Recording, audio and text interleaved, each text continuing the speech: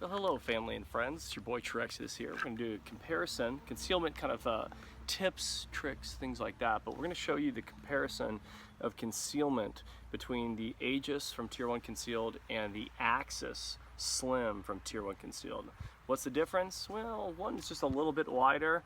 It's got these detachable clips, the detachable like buttons, so to speak, where you can detach the magazine from the actual holster, or you can have these like soldered on and you can have this flexible piece. Whatever your heart's desire, you can order that.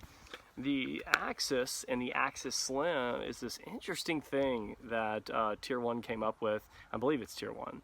But basically they take bungee cord, stretchy bungee cord, and they attach things to where they can kind of bend and flex a little bit more, but at the same time they're brought closer together. If you see how much everything is kind of brought closer together, I'd say almost close about an inch, or maybe even 3/4 of an inch, somewhere around that.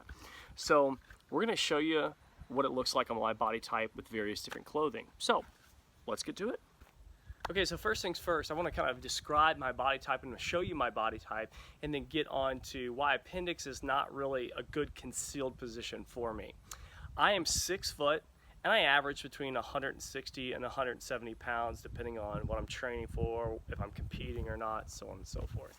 And I have really an ectomorph frame. I'm very thin, and yeah, so let that be that. But I'm going to show you kind of what my body style looks like. It's not for any other reason, just so that you could get a really good understanding. So I'm only taking off my shirt, so don't lose your minds, and please ask your wives and your girlfriends to leave the room. Wow, I look fantastic right now.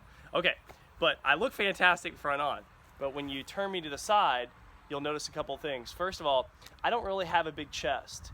A big chest allows for, as you have a bigger chest, the garment drapes a little bit more, and that's a good thing, right? So when the garment drapes down, it essentially like hangs over that instead of coming down, hitting the gun, and then draping over the gun, which allows for particular types of concealment issues. Let's look at what I look like with just a black t-shirt on.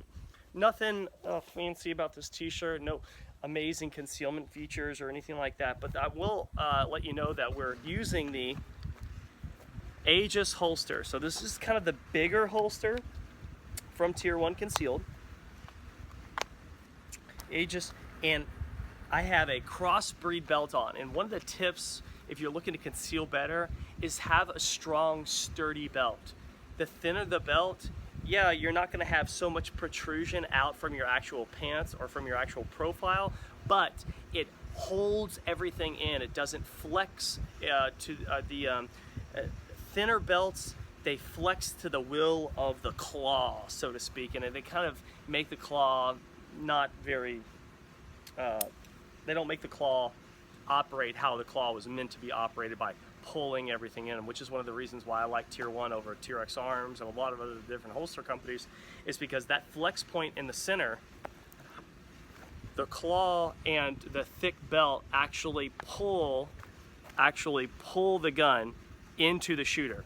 If there's no flex point, everything is moving out and protruding out with magazines like with Tier X Arms, the older holsters. I've not tried their newer holsters, so I can't comment on those particular types of things.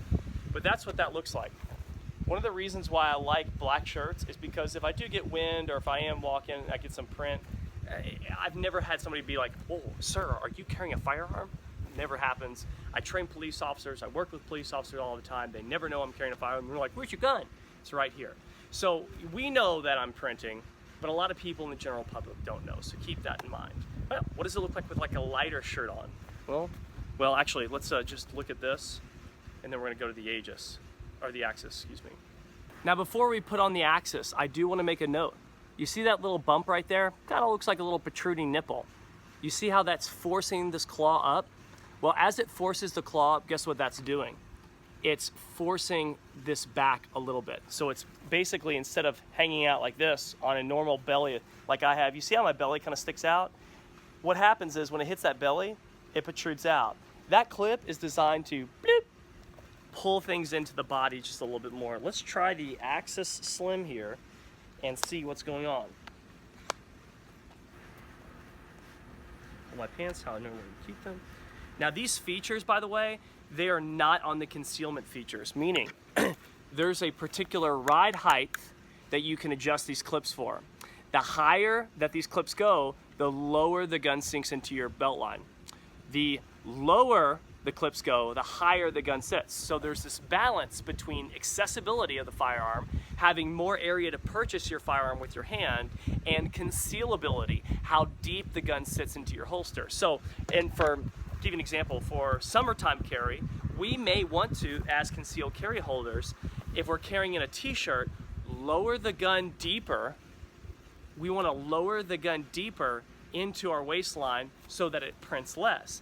In the wintertime, we may want to raise the gun higher, and there's particular types of reasons for that. You know, different garments, you can't really see it, so on and so forth. But this is all contingent upon your lifestyle, your clothing options, your body style, all those different types of things. So, can we see any difference? I don't know if I can see any difference with the black t-shirt on, but we'll find out. It's a really nice holster. It ends about right here, just so you can see. Got my stuff going on right there. So it's not really digging into the pubic area, as we've kind of like already debunked with most holsters. All right, now we're just in a normal white t-shirt. As you can see, you got two little areas when the wind blows. You got the magazine, which again, I normally carry a 15 round magazine, not a 17 round magazine. You're starting to see this a little bit, right? But I feel as though, you know, it's relatively okay. Again, imagine if I had a bigger chest. Imagine if I was like Kawa from 2 Alpha to Quit, or, you know, Mike from Knockout Lights. And I was just, you know, or Real World Tactical, I was just walking around like this, and I can't wipe my butt, right? You know, it's going to conceal more, but maybe I should just get in the gym, do some little push-ups and freaking bench press, and I'll be good to go.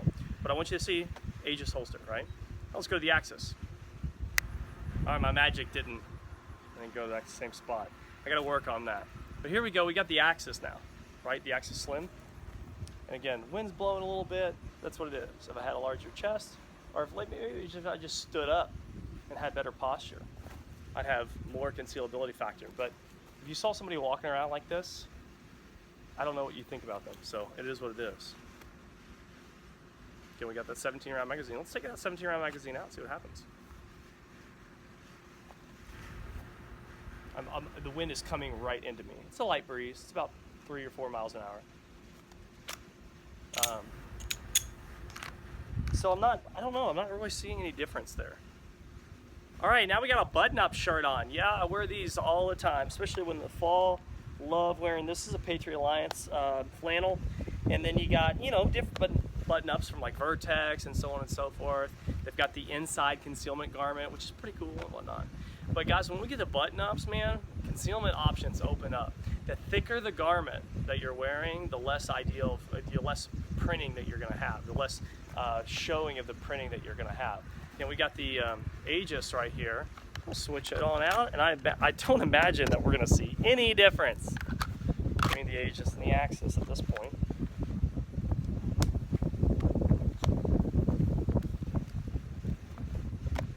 You know, the patterns break up the printing.